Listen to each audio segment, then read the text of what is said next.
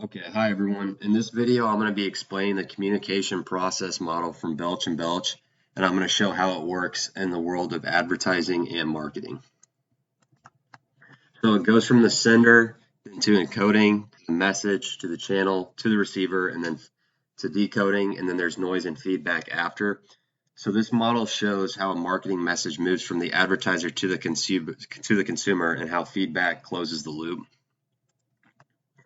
So the sender is the advertiser, and the example I'm going to be using is Coca-Cola, and the advertiser wants to share a brand message. So the sender is the marketer or the advertiser, and in this example, Coca-Cola might want to share a holiday campaign connecting Coke to values like family and happiness. So encoding, this is turning ideas into symbols, words, images, and music. An example could be a slogan like open happiness, and then there's holiday visuals behind it.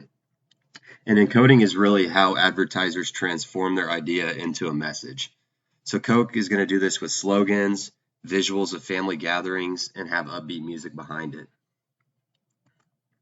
So the message and channel. The message is the actual ad content, and the channel is the medium, which could be the TV, social media, print, radio, etc. And the message is going to be the ad itself, and the channel is how this message is delivered. So Coke might release their ad on a platform like YouTube, Instagram, or you could see a commercial on TV. Receiver and decoding. The receiver is the target audience, and decoding is how they interpret the ad. So you really want to hit your target audience, the receiver, and decoding is basically what's happening when they watch the ad and they interact with the message. So ideally, you want them to connect with Coke with values like happiness, family, and celebration. Then noise. So noise is competing ads. Pepsi is going to be a big one for Coke. There's going to be other brands that sell drink products, and then there's going to be distractions. So really noise is like anything that is going to interfere with the message.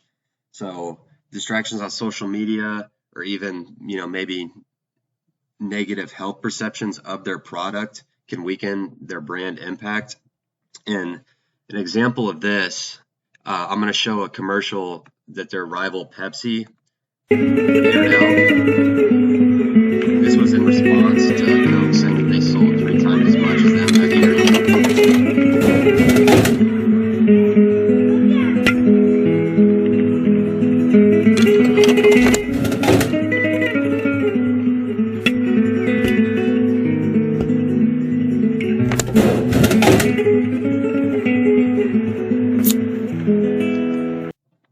And that commercial was live during the Super Bowl, so a lot of people saw it, and that wasn't great for Coke because it was pretty funny. As you could see, he bought 3 of them to get to the Pepsi, and that would be an example of noise that Coke has to deal with that interferes with them selling their product.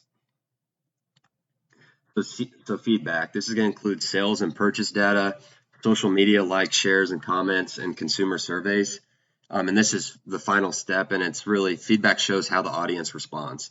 So if people are sharing their advertisements, if they're buying more Coke, if they're leaving comments on their social media platforms, that feedback can really tell the advertisers if their message is working and if it's going well or bad, and they can try to adjust to the feedback they're receiving there.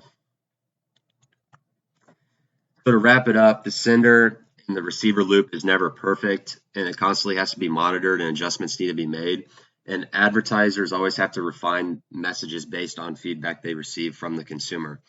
And that is the communication process model. And it really reminds us that good advertising depends on clear messages, creative execution, and listening to consumer feedback.